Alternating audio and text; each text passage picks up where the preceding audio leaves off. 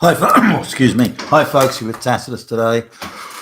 Tacitus today, your pushback channel, and thank you for joining this audio live stream. I tried to take a quick drink of water there before it started, or the video started. It's gone down the wrong way. So let me just clear my throat there. So please listen to this presentation as you would a radio broadcast. In this essay, I'd like to talk about a senior public servant in Australia who I've known for quite some time, and he had good political connections. He went to the right schools, that sort of thing, and he was gifted a senior job in the public service, and non-meritoriously it was cronyism. I don't think he's even close to being up to it, but I'm sure he genuinely tried to do it in a very leftist sort of woke way. But he's paid about 10 times the average wage, and if you throw various expenses and allowances and so on in, you'd probably be looking at around 11, 12 times the average wage. So he's doing very well. Had a job for life, so there's no stress of having to perform to any level. He can't be fired.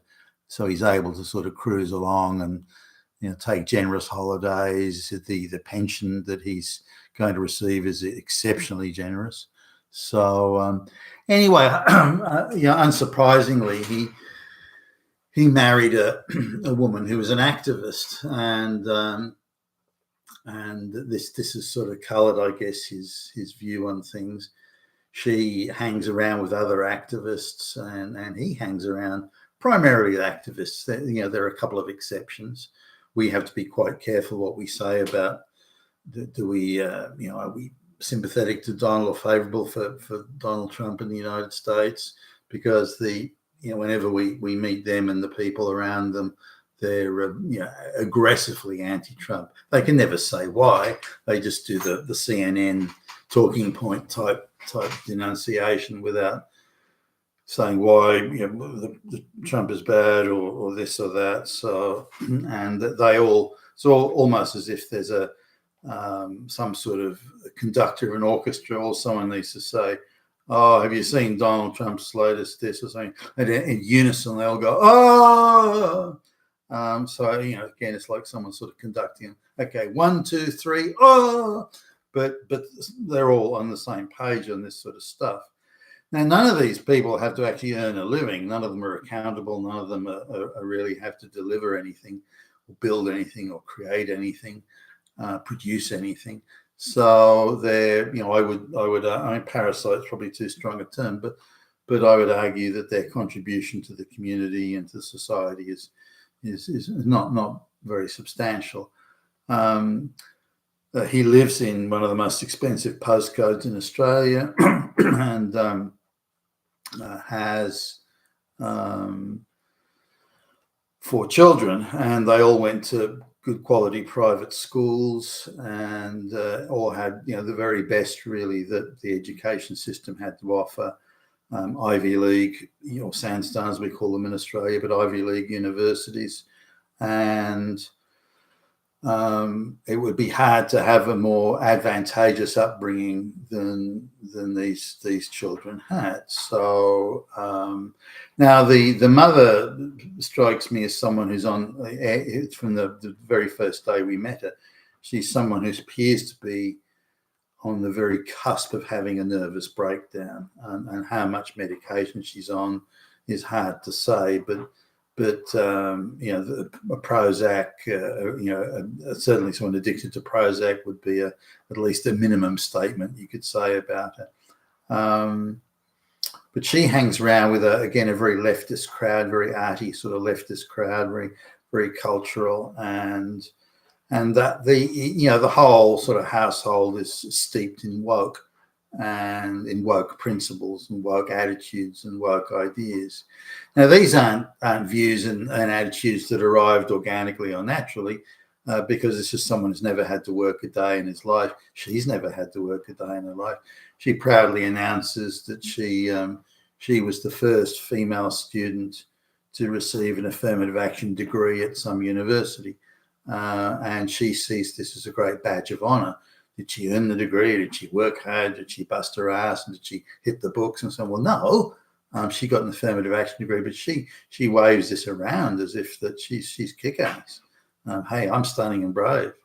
And she's now, I don't know, 60, I suppose.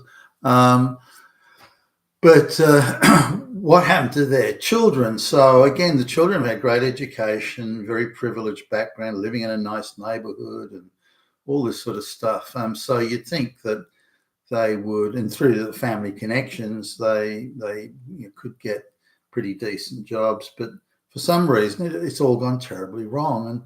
And I notice how sad they are about it. They put a brave face on it, but how sad and how filled with regret, and how they just don't understand. How did this happen? What went wrong, and so on. They just don't seem to get it, and nor do I say anything. They don't complain and whine to me. They just say, oh, son number one. Again, there's 3 boys and a girl. Billy Bob's taken up with some peasant from Thailand. Okay, and they're going to get married, and you can just see the tone and the way it's delivered. the utterance is laced with much regret and sadness and disappointment. Maybe is a better word for this.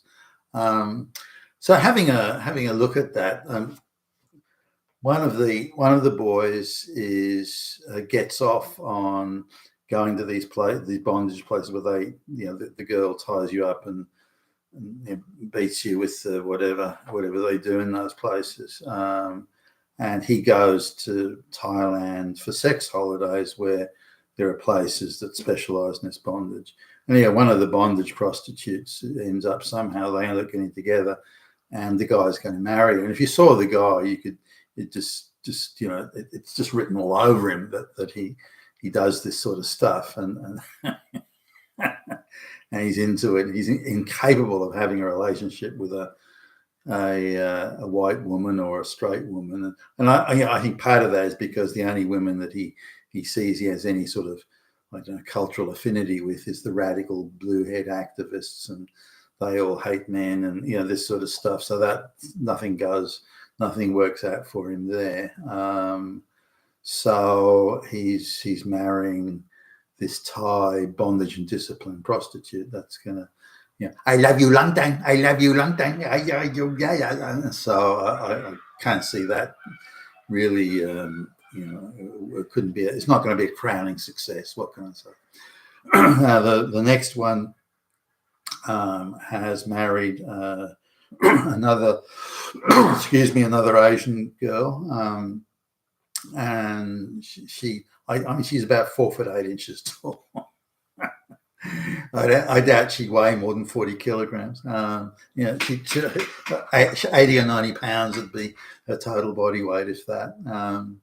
And somehow he ended up with her. I don't know what the deal was exactly, but again, he's traveling through some age. Somehow he meets her, and he's going to. They ended up procreating, and then had to get married through a separate thing that her family has disowned her for taking up with a white boy, particularly procreating outside of marriage. So, and the other boy has married an Asian, a brown sort of Arabic, I guess you'd say, Arabic. Again, a peasant that barely speaks English. I don't know. I think it might have been an Afghani refugee or something. I'm not sure, but brown and illiterate and very, very much a gutter peasant. And so he's taken up with her and married her.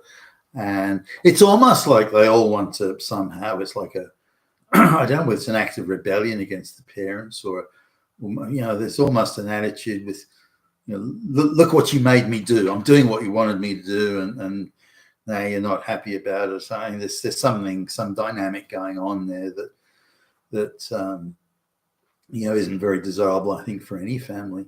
The girl has gone full feral and married a black peasant from I think it was the Congo, and and his sort of gig is that he stays in bed till midday, then gets up and goes and hangs around with his other mates, buddies from the Congo, and they just hang out, get drunk or wherever, and then he comes back at some late hour of the night, and the whole cycle begins again. So she finds herself in a bit of a bind because she makes all the money. I mean, the money she makes is courtesy of a job arranged for her through the family. Like, she's got no skills and she's lazy and parasitic herself, but she's got this job that gifted to her, an affirmative action job that pays quite well in some NGO, and she so she wants to get rid of him, but the advice he's got is, hey, he doesn't speak English as a first language. He's black. He's from Africa. You're going to get taken to the cleaners if you're trying to leave this guy. So given that financial oblivion's a possibility, he's got more victim points than you got, baby. So she's kind of stuck with it. So you can see her disquiet. She tries to put a brave face on it, but so this is the sort of how could this have happened? How could so many privileged children? Now, again, all of them have had the very best education that can be offered, and yet here they are, sort of squirming and rolling around in the dirty gutter of wokeism, and this is. But this, given the small number of mixed race marriages and relationships in Australia, there are very, very few. 1 or 2% at best.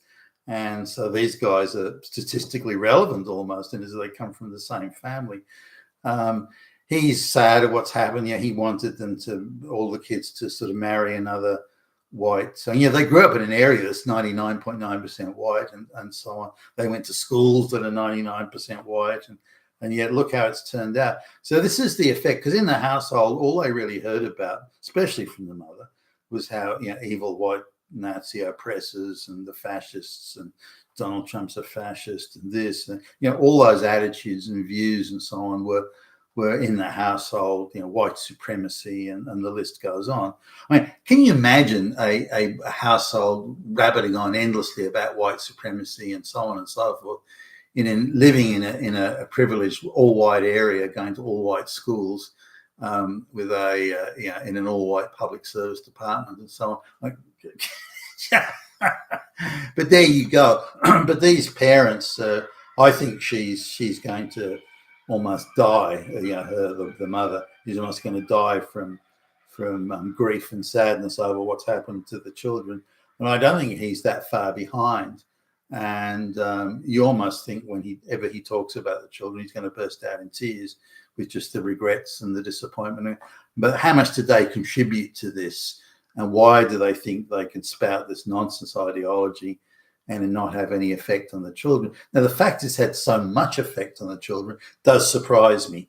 And I don't know how it got this far and came to this, that all of them seem to be totally fucked in the head, the children and parents too.